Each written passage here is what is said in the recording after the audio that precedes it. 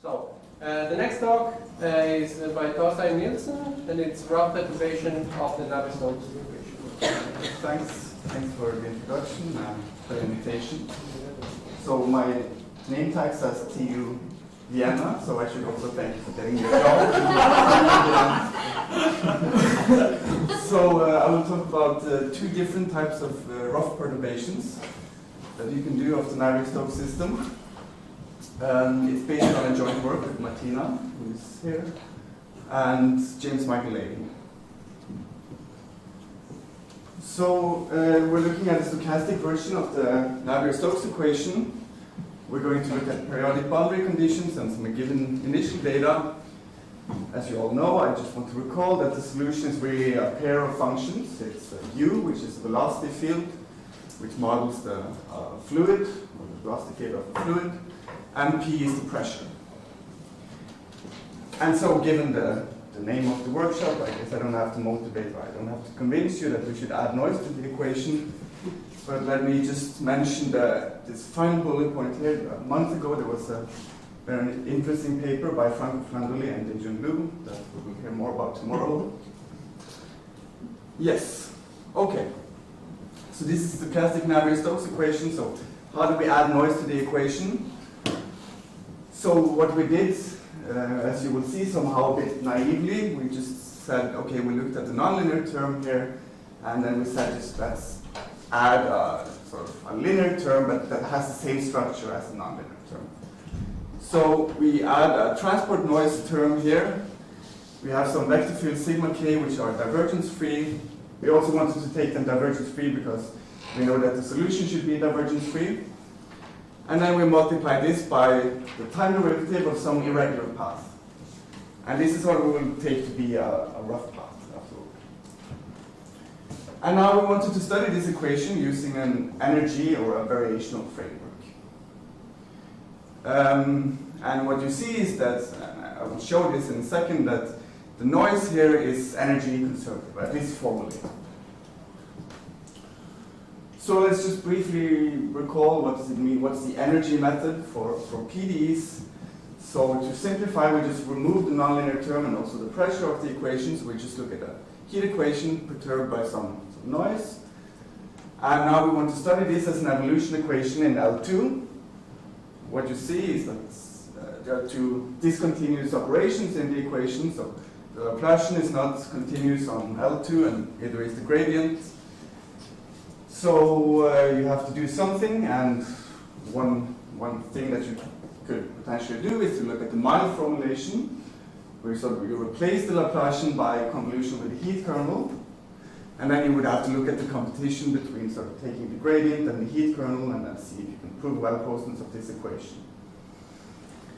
It turns out that when this is irregular, it's not possible to do that. There is no, you cannot prove, we don't know how to prove well-posedness of the mild formulation of the equation. But there's another way to study this equation as an evolution equation, is saying that, okay, the Laplacian is not continuous on L2, but if we enlarge the space and look at the Laplacian as going from a subset of L2 into this larger space, it's a continuous operation. So if you do this and then you write down the equation, what you mean by a solution of the equation is that when you test it against some function, you can move derivatives onto the test function, and then sort of this is your weak formulation of the equation. Good. So what's now meant by energy method? To find the energy, what you do is that you take your weak formulation, and instead of the test function, you plug in the solution itself, which is the same as sort of taking the time derivative of the L2 norm of the solution. So if you do that and you do integration by parts a couple of times, what you get is this energy equality, which you have here.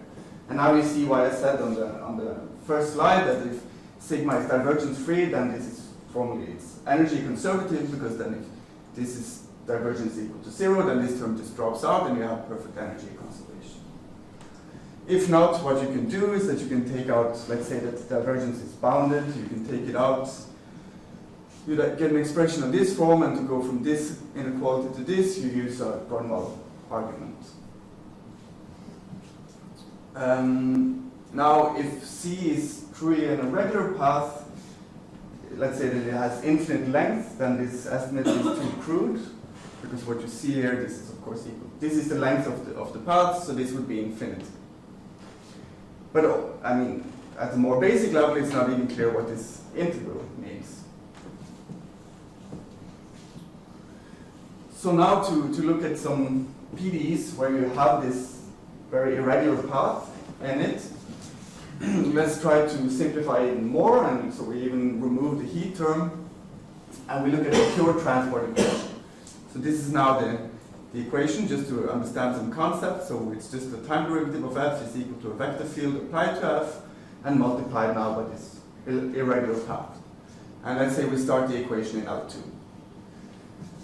So what we do is that we sort of a priori assume that there is some way of integrating the equation. So we assume that there is some reasonable integration theory, sort of, that makes sense, so that we can write down the increments of the solution. So this delta now is the increment in time. So we can write this down. And what you would do is that instead of fr, you re-expand it around fs. So you just use the equation itself, right? Because if you assume it satisfies this, you can write fr as fs plus this integral here of the solution.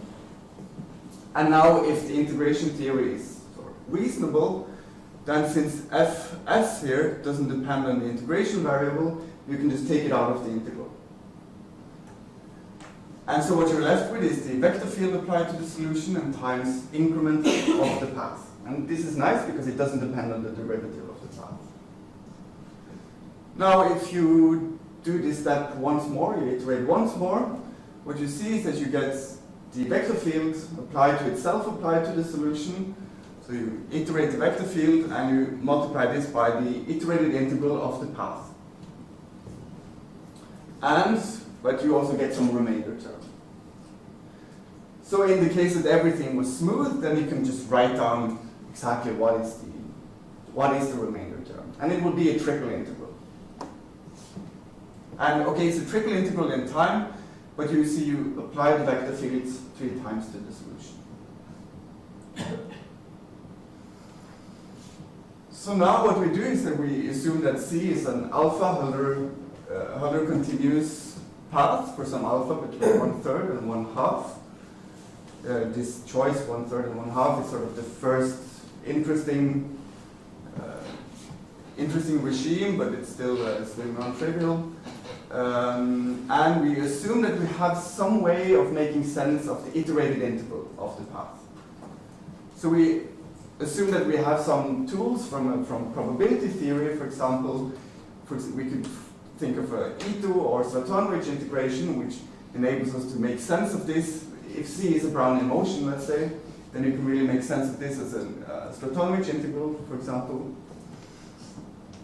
And then what we notice is that you do some power counting. You see that it's contract when t goes to s. This should be small, but it's also sort of contracting here, so it should be sort of more regular than the path itself. So it's sort of Hölder continuous with exponent 2 alpha. And now this pair of functions, the path and this iterated integral, this pair is called a rough path, and it satisfies what's called the chance relation, which is that if you take t and s and you take some midpoint and you do this subtraction here, subtraction of the iterated integral, and you can express this in terms of increments of the path. And so once the rough path is fixed, the rest of the analysis that I will talk about is really just completely deterministic. So this is the only probabilistic term of the probabilistic step of the analysis. Good. So then, okay, so now we have the path and we have the iterated integral of the path. So at least in time, sort of this expression is well defined and this expression is well defined.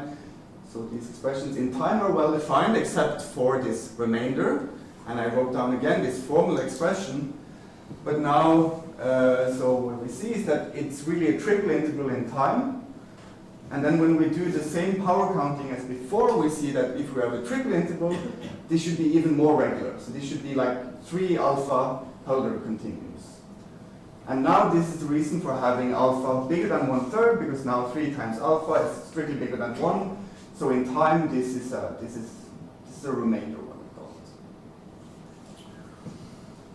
Good. So that's in time. Now we're able to make sense of this in time. But this is a pure transport equation. So we don't expect any type of regularization effect. So if we start this equation in L2, we don't expect sort of to be better. And what we see is that the remainder in general, it takes 3 derivatives in space of the solution, so that this is in general necessarily a spatial distribution. So yeah, exactly. So if you started in L2, then you don't expect better than having the remainder, which is remainder in time, but it's really a spatial distribution. So it's in H minus 3. So this means that to have a proper variational formulation of this equation, we need to do a much larger extension of L2. We need to go all the way to H minus 3. And so the equation will live in this space here. And it turns out to be very convenient to define the operators in this expansion equation. It's called A1, which is the vector field applied to, well, we will apply to the solution, and then in time multiply this with the increments of the path. And A2, which is the iteration of the vector field, also times the iterated integral of the path. And now there will be a similar type of Hölder regularity in time. So as an operator taking 1 derivative, A1 is a Hölder continuous path, and A2 as an operator taking 2 derivatives in space is sort of twice Hölder continuous.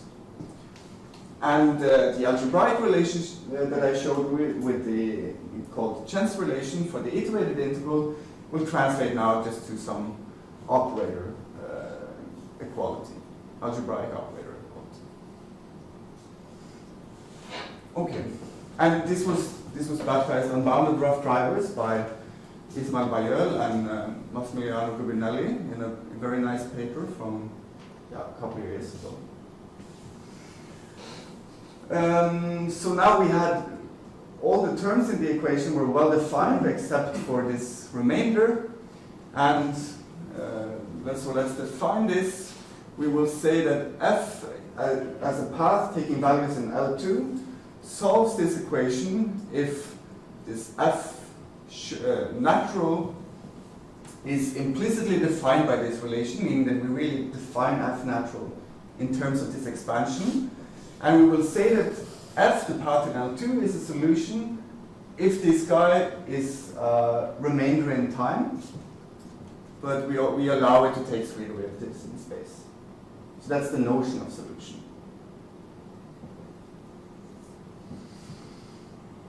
Good. So now the question is, how do you estimate this, or how do you do anything with it?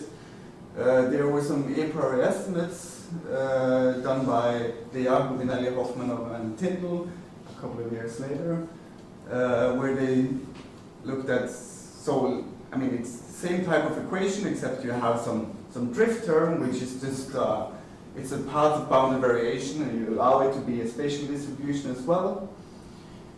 And the content of their a priori estimate is saying that if you have this expansion equation, then you can actually estimate this remainder. So, and the estimate on the remainder is just depending on the data in the equation. The precise structure is not very important, but the key point is that you really need this structure of the expansion equation. This is the most important point. Yes. Good. Okay, so that's how to interpret the rough path or this irregular signal in the PDE. So let's go back to the heat equation and try to look at energy estimates for the heat equation. So now it's just this equation here again. But of course we have to think of this in terms of an expansion equation. You have the drift here and then you have the expansion. So you recall what we did before was to test the solution against itself, or take the derivative of the L2 norm. But since we have this term here, there is not, what we saw is that this is just a spatial distribution, so there is not enough regularity to test the solution against itself. But what you can do instead is that you smooth out the solution and you multiply it with the test function, and now you have something smooth, so you can test the equation by this. This is also known as the doubling of the variables type argument. Take an approximation of the Dirac delta, you smooth out your solution. And what it turns out that for this, so I call it now V epsilon 2, it should be an approximation of the squared of the solution. Turns out that you have a similar type of structure for this approximation of the square. There's a drift here, I didn't want to write it down precisely, but there is some drift. But the important part is there's a new unbounded rough driver, gamma 1 epsilon and gamma 2 epsilon. This is really, so this is a new unbounded rough driver, and it's built from the original A1 and A2, the original unbounded rough driver. Yes. What you should notice here is that this equation here is really formulated on the scale of spaces consisting on L infinity functions. And the reason is that, I mean, we want to show sort of a priori that the solution lives in L2. So if we square it, it should live in L1.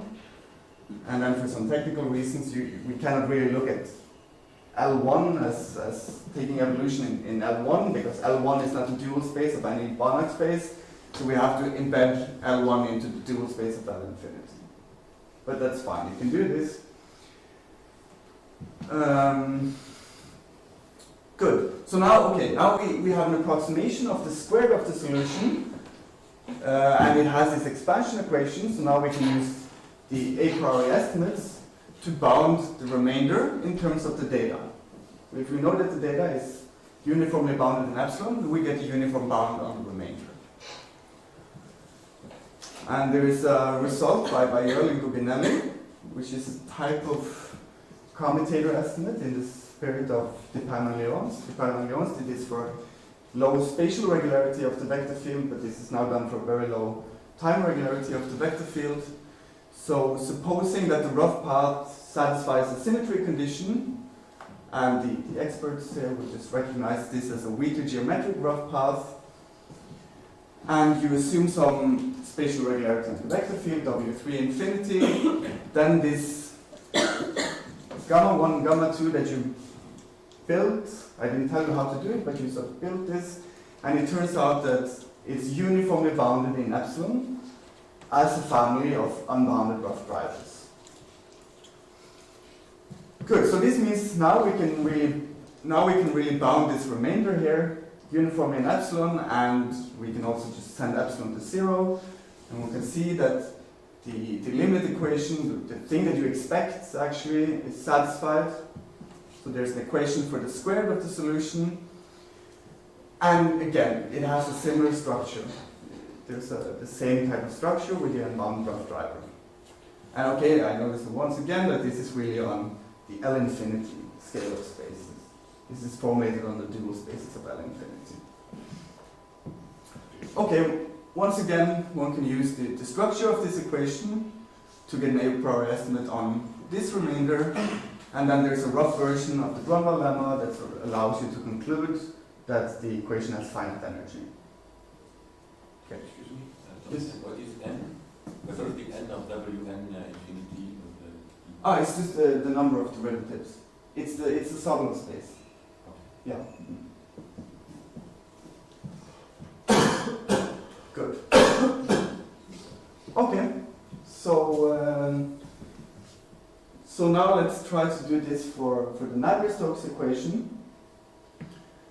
So we start from this equation here, just assuming that the path is smooth, assuming we have some equation like this.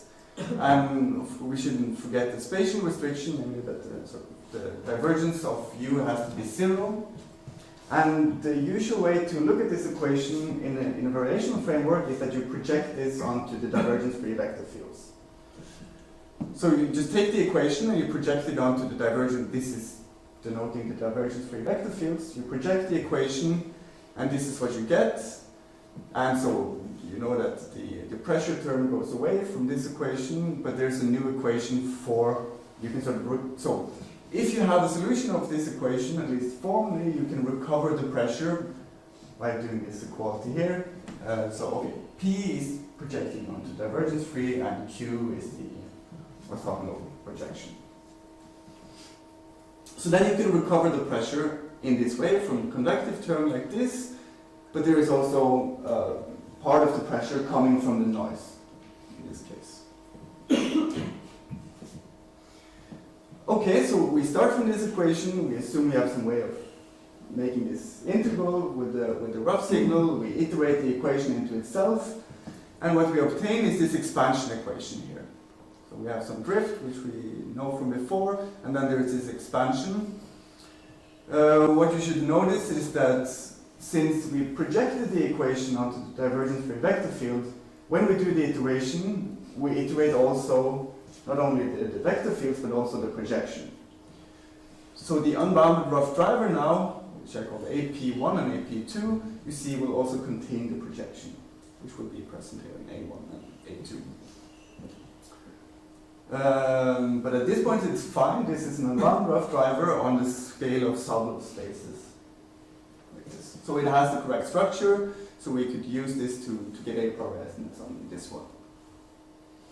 There's also the pressure of the equation, or the time interval of the pressure. It also has an expansion. There's a drift that we know from before, from the deterministic theory, and there's also an expansion given in terms of u here. Now what you should notice is that AQ1 is defined in terms of the Q projection, and AQ2 is defined in terms of the Q projection and the P projection. So somehow the P projection is sort of entangled into this iteration, and so this pair is not an unbounded rough driver. Because what you see is that the usual algebraic relation that we expected is not true anymore, because you have to put AP1 here and AQ1 here. So there's sort of like a twisted chance relation. But this is the correct chance relation for this system of equations. Which is fine, and now we can use a Glerkin approximation to show existence of solutions. So the dimension is 2 or 3, and the vector fields are sufficiently regular and divergence free. Then there exists a solution to this rough version of the Navier-Stokes equation, and it satisfies this energy inequality. Okay, but as we know, existence is not the most difficult part. What we're really after is uniqueness of Navier-Stokes. That's usually the difficult part. So just trying to copy the approach that we had before for linear equations. So you smooth out your solution and you test against this one, and now you get an equation that should that should approximate the square of the solution. The square now, because U is a vector, the square is now a matrix. And you can write down an equation for this approximation of the square. But there are several problems that appear, because now this new unbounded rough driver, which is built on the old unbounded rough driver, will contain the projection on the divergence-free vector fields. We don't know how to show that this new unbounded rough driver is uniformly bounded in epsilon, which is to say that we don't know how to do the commutator estimates by the Pagan-Leons for this setting. And the difficulty is that the projection is usually done in Fourier space, but then you add the vector field is acting in the physical space, so this was very difficult to do. And then you could say that we were just lazy and we didn't want to do the computation, which is partially true, But leaving this aside and just assuming that you can do this, that you can set epsilon to 0, what you see is that you should get an equation for the squared of the solution. And it will contain a projection. Now it turns out, and again, the squared of the solution necessarily has to be formulated in an L-infinity space. But the Helmholtz projection is discontinuous on any L-infinity space, which is a problem. So we don't know really what the equation for the square should mean. We don't know what it means. Another problem that was maybe a bit more minor problem was that we didn't exactly know how to approximate the Dirac delta because we had this divergence-free condition, and we didn't know sort of how to tailor this exactly to the equation, the approximation of the Dirac delta. Okay, so then you can say that, okay, all of these problems, they come from the projection. So the projection is just messing up the entire strategy, so let's just try not to project the equation. Let's just leave it as it is. So now we just start from this one, and we don't project onto the divergence free. And now, again, you iterate the equation into itself. And you can write down an expansion equation of the, equation. There's this extra term here, which is again the increment of the time integral of the pressure term. But what you notice is that, okay, A1 looks nice, it looks as before, it's just a vector field applied to the solution and then times increments of the path, but A2, you see there is the projection appearing, and there is really no way around this. So it turns out that it will always appear in the equation. Somehow when you want to, because you have the pressure appearing here, when you do the iteration, what you see is that it's to close the loop, sort of, it simply appears. There's no way around it. So now again, that's A1 and A2, now they also don't satisfy chance relation, but you have this sort of, I don't know what to call it, it's a type of chance relation where the pressure is appearing in between this product of A1. Okay, now as before you can try to do the doubling of the variables argument to approximate the square. But since there is the projection, we get the same problem that we don't know how to uniformly bound this gamma 1 and gamma 2. You bound it uniformly in epsilon. And of course, still the Helmholtz projection is discontinuous on L infinity. So this is the same problem. We remove this problem with knowing how to approximate the Dirac delta because there is no divergence-free restriction. But the new problem that appears is the approximation of the pressure, which we don't know how to deal with. We don't know if this converges. We don't know how to bound it or anything like this. Okay, so, and at this point we were a bit desperate because we worked on it for a long time and everything seemed to fall apart. So we were thinking, is there something that we can write up? Is there some type of result that exists? And we were thinking that, okay, the problem is you have to project the noise term because the vector field is moving you out of the divergence-free space. So you have to project it back down.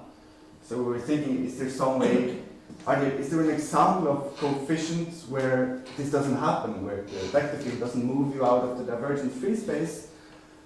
And it's a bit boring, but the one we found is that you put constant in space coefficients.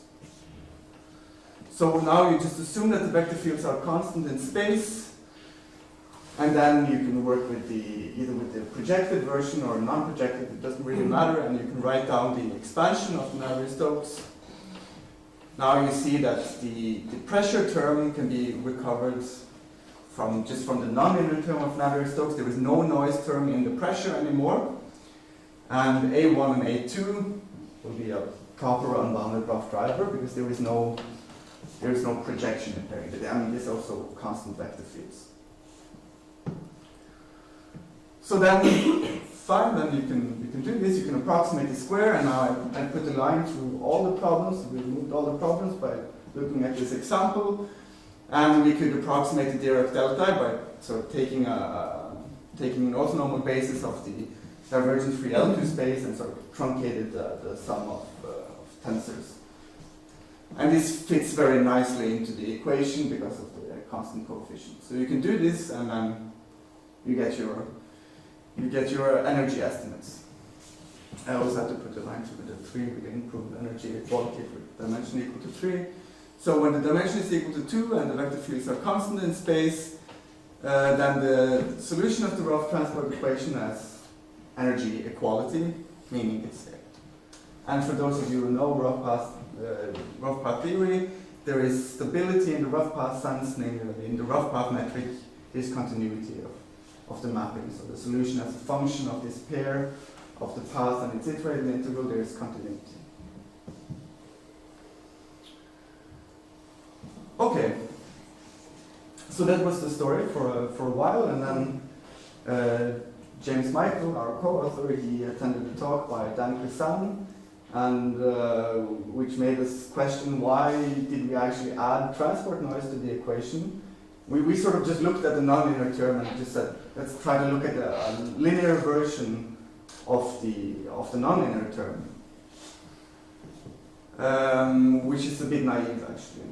So let's go back to the deterministic Navier-Stokes equation.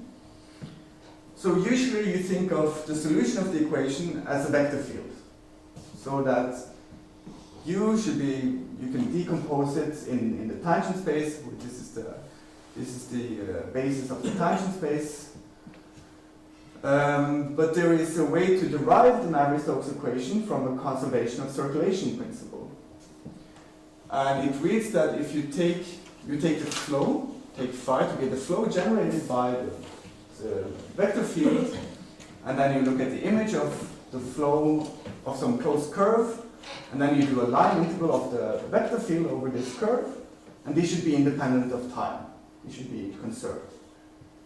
This quantity should be conserved. And what you will notice here is that this doesn't really make sense because you cannot integrate a vector field over a curve. What you should really integrate is a one form. So if we have the velocity field, the vector field u, there is a way to construct a one form simply by taking the basis of the tangent space and replacing every basis element with a basis element of the cotangent space. So if you do this, you get a one form. And now this thing here makes perfect sense, because it's a line integral where it's a one form integrated over a curve. So if you do this and you take the derivative of this quantity here, what you end up with is a coordinate-free version of the Navier-Stokes formulated in terms of the one form generated by the velocity field. It reads like this. You see the nonlinear term now is a Leahy derivative of the velocity field u acting on the one form u. There is still the pressure term, and it's now being acted on by the exterior derivative, and this thing here is a very fancy way of writing down the Laplacian. So if you take this coordinate-free version and you write this down in standard coordinates, it reads like this. So, and now there's a new term appearing, which is grad u times u, which we didn't have before. So it seems a bit strange that you have two different types of equations, but it turns out that, using a very simple trick, you can write grad u times u as 1/2 and then the gradient of the norm of u, and the norm of u is a scalar, so that this means that this thing here can be written as the gradient of a scalar, and then it's just a part of the pressure, because the solution of the Navier-Stokes is a pair of functions. So this one you can just sort of put this term into the pressure, and if you do this, you write it down here, and this is exactly the equation that we know from before. So now, if we perturb the affecting vector field by a random or this irregular vector field like this, what we get is this equation here, and then you can write it out like this, and at least formally the circulation is still conserved. So this is a way of perturbing Navier-Stokes where you conserve circulation. The previous one was conserving energy, well, at least formally, but this is conserving circulation. And now you can take this expression here and you can write this down in standard coordinates, what you see is that you get a similar term as before, a pairing. Now I actually rewrote the nonlinear term in the way we know it, but the new term in the noise, of course this trick that I used is not available, because you really need to use this trick, you need to write grad u times u as grad of something scalar, but this is of course it's not possible here. And again, now we assume that sigma is divergence free and that z can be lifted to a rough path. And you will also notice that if the vector fields are constant in space, this term drops out. So we're back exactly to the same situation. And this is maybe the explanation for why it works. I can tell you yet that it works, but why it behaves much better. Yes. Okay, so now we look at this equation here, and we don't give up. We try again. We try to iterate the equation. Of course, you have to project onto the divergence-free vector field, so you include the pressure. It doesn't really matter what you do, because when you do this iteration, you still get the same problems as before, because there is the projection and pairing. So all the same problems are still there. But what you can do instead is to look at the equation satisfied by the vorticity. So the vorticity is taking the exterior derivative of the one form u, also known as the curl, and then you use that d squared is equal to 0, and d commutes with the Lie derivative. If you do this, you can write down, this is a coordinate-free expression for the vorticity. And so the vorticity is a two-form, so set of two forms in 2 dimensions. In 2 dimensions there is a one-dimensional space. So the equation for the vorticity when d is equal to 2 is a scalar equation, which is very nice. In 3 dimensions it's still a vector equation. Yes. This equation is still nonlinear, because it still depends on u, which depends on psi, but you can write down u in terms of the Biot-Savart law, which is sort of the inverse of the exterior derivative. And these equations are much nicer because there is no pressure terms, so you don't have to project the equation in the same way. There is a little subtlety, namely that the Biot-Savart law, the inverse of the exterior derivative, inverting a derivative, of course, you can only do it up to additive constants.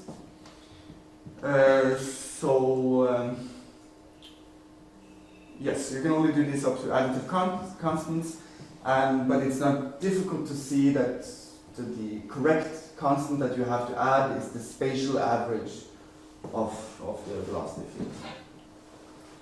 And so if you take u minus the average of u, you get the Biot-Savart law of the vorticity. And this integral here is nothing fancy, it's just, you just integrate in space every component. It doesn't matter, it's not a curve or it's not a fancy integral. Now for the classical Navier-Stokes equation, this is completely fine because they leave the average invariant. And also in the transport noise case that we looked at the beginning, they leave the spatial average invariant, so you just assume that the initial average is equal to 0 and without loss of generality. Now this new equation that we have does not leave the spatial average invariant, so you need to keep track of it, because in this rough path framework you always need an equation sort of to be able to bound what you want. So what we do is we take the equation, we integrate it in space, and we get this sort of funny non-local equation and pairing. And of course here now you see why the original Navier-Stokes equation leaves the spatial average invariant, because if this is 0, then the time derivative of the spatial average is just equal to 0. Okay. So now it looks like maybe a bit strange type of non-local equation, But an easy trick is to use integration by parts, because you're taking a derivative of the vector field here, do integration by parts, and you see that you can actually express this in terms of just of the vorticity, or the Biot-Savart law of the vorticity, giving this new notion, or an equivalent notion of solution, where you look at the vorticity formulation, which is now still a pair. The solution is still a pair. Psi, which is the vorticity, and is U bar representing the spatial average, but it's a finite dimensional thing, it's just a path in RD. And this couple of equations should be satisfied. And once you have this solution, you can recover the velocity field by simply adding these two quantities together. So now we come to the main result. We had to work with not just a rough version of the Grunwald lemma, but a nonlinear version of the rough version of the Grunwald lemma. And since we did this, we only obtained local solutions. So in dimension 2 and 3, and of course you have to assume more regularity in the initial condition to even have the vorticity formulation, and some smoothness in space on the vector fields. And C can be lifted to a rough path, then there exists a final time, and time depends on the rough path, initial condition on the velocity field, so on the vector field. And there exists a solution which has finite entropy up to time t star. And finite entropy means simply that the vorticity has finite energy. So now, when the dimension is equal to 2, the noise, because we know it's a scalar equation for the vorticity, so the noise is much simpler, and it's energy conservative, so we get a result that's much closer to what you get in deterministic theory. So when the dimension is equal to 2, you can take whatever final time you want, and the vorticity preserves energy, so you have this energy preservation. And moreover, for those of you who know, you get the rough path stability. So as a mapping in the pair of function C and boldface C, this mapping area is continuous. And an immediate corollary from this is the Wong-Sakai result, namely that if you take a Brownian motion and you approximate the Brownian motion by a piecewise linear function, or you do a piecewise linear approximation of the Brownian motion, then it's well known that if you do the iterated integral of the approximation of the Brownian motion, this will converge to the Brownian path, and the iterated integral where you use Stratonowicz integration. And this will converge in the rough path topology. And now, since we have this very nice stability result in terms of the rough path metric, we get the solutions of this equation now will converge beyond surely to the Stratonowicz equation here. Good, so finally some references. This is the first paper where they introduced these unbounded rough drivers I talked about. This is a follow-up paper where they do more energy estimates for rough PDEs. And these are the two papers that I presented just now. That's it.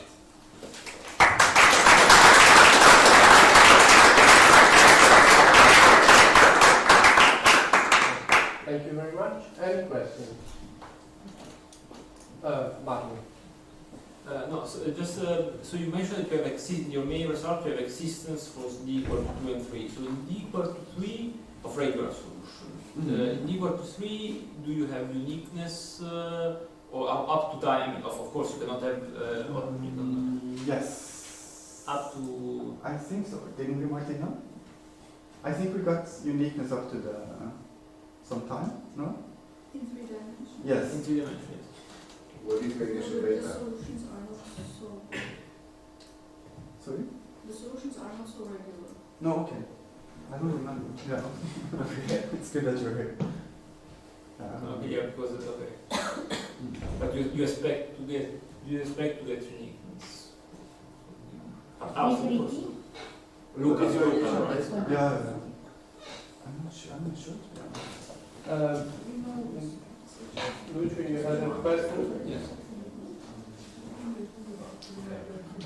Like in the transfer case, for instance, it is known that, I mean, if you choose suitable sigma k, any of the Brownian motion in Stratonovich sense, when you actually rewrite it in equal sense, even if you start from either, you actually get a Laplacian term. Yes, yeah. So in principle, I mean, yeah, even Stratonovich correspond to two different types of rough paths you can give to your original Brownian motion. So I mean, in your approach, because I mean, the equation should actually be interpreted in that case as a Neuer equation. It can still be solved by characteristics. So in your approach in which there is a generic rough path, I mean, can you see, I mean, can you understand if you're actually dealing with a true Navier-Stokes equation, or if you actually start from what is possibly a Neuer equation, or you can see the difference between the two? I don't know. We never looked at anything except for this geometric rough path, meaning Stratonovich. Okay, so Stratonovich. It's very essential for this commutator estimates. So this Dependent type of commutator estimates, you really need this symmetry condition on the rough path. So you really force yourself to the Stratonovich setting. So we never did anything really to integrate or the rough path into intuition. Also ask another thing on this, because exactly in the case of geometric rough paths, you can sort of reason by smooth approximations. Yes, yeah. So you said in the beginning that there is no mild formulation. Yes. But in principle, I mean, okay, if you start in the smooth case, of course in that case mild formulation makes sense. Hope that it still makes sense in the limit after the approximation of your geometric rough path. Yes. As far as I know, we don't know how to study the equation. I mean, even the linear equation, we don't know how to study mild formulation of the equation. And I think it's sort of connected to this remainder term that appears, that it's really a spatial distribution. It's three derivatives in space. So it's sort of, the noise is too strong to compete with the regularization effect of the heat problem. So I'm not sure it's possible. It could be that we just don't know how to do it, but I'm not convinced that it's possible to really study the equation in a mild formulation. So, I mean, of course, what you say, you can smooth out the path, you have a mild formulation, you take the limit, but I don't know. I don't think it will converge to a mild formulation. Yeah. Other questions? This doesn't seem to be the case, so thank you again.